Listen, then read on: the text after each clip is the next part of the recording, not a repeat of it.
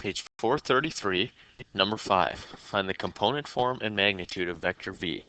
And we're given the initial point and terminal point of this vector. So before I get started, I just want to make a rough sketch of this vector. It starts at 2, 2. So there's the initial point. The terminal point is at -1, 4. So there's my terminal point. So we're talking about a vector that looks something like this. Okay, component form.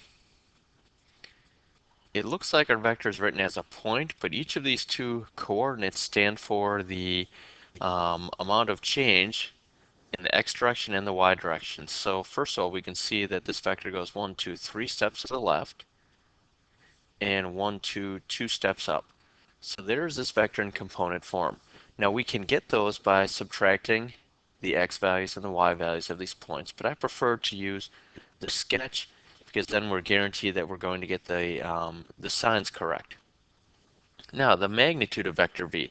Magnitude means the length of this vector. So I can say the magnitude of v, these double bars stand for magnitude, is equal to.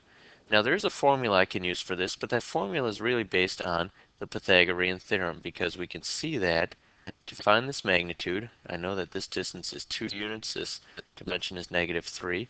I can take 3 squared plus 2 squared, and that's going to equal my magnitude squared. So I'll say the magnitude of v squared.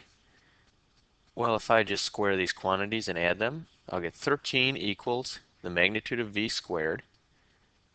So the magnitude of v must equal the square root of 13. So there's my component form of this vector, and there's the magnitude.